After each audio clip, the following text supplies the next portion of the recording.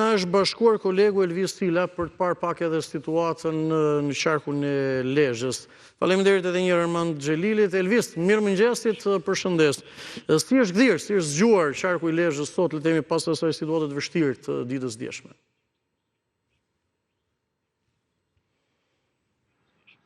Mirëmëngjes dhe ju përshëndes nga Lezhë. Andi, në fakt gjatë natës ka patur rreshje shiu me intensitet të ulët dhe kjo ka ndikuar në përmirësimin e situatës kryesisht në zonën e Lezhës dhe të Kurbinit, ku ishin edhe problematikat më të mëdha se i përket përmbytjeve një ditë më parë. Sipas të dhënave, por edhe vëzhgimi në terren, ka një evadim të ujërave në zonat urbane, konkretisht në qytetin e Lezhës, ashtu edhe në qytetin e Laçit, uji është tërhequr thuajse nga të gjitha lagjet ku kishte probleme një ditë më parë, ndërkohë që edhe niveli i lumit Gjadër dhe Drin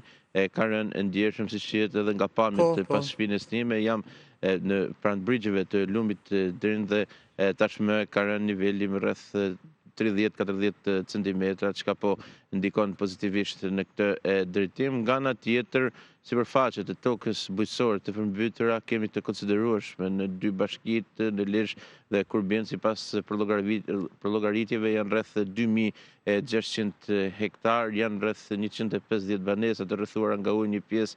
të cilave edhe janë përmbytur në bashkinë e Kurbinit, ku kemi të evakuara 8 familje, ndërkohë që normalisht situata po mbahet në monitorim të vazhdueshëm, pasi është parashikuar që të ketë rreshje shiu edhe gjatë ditës së sotme, ndërsa strukturat në terren po ndërhyjnë në pikat më problematike, pra duke bërë ndërhyrje emergjente me qëllim evadimin sa më shpejt të ujrave. Vëmendja më e madhe ose dëmet më të mëdha janë në bashkinë e Kurbinit, pasi gjatë ditës së djeshme si në qytetin e Laçit, ashtu edhe në fshatrat përreth ka patur vështrime të ujrave, duke depërtuar në banesa dhe biznese, por duke dëmtuar edhe automjete, sidomos në zonën e Sanxhakut dhe të Gjormit, ku vështrimi i ujrave malor krijoi një situatë mjaft problematike, por që me ndërprerjen e rreshjeve dhe me rënien e intensitetit të tyre, mund të themi se ditën e sotme kemi një përmirësim të ndjeshëm.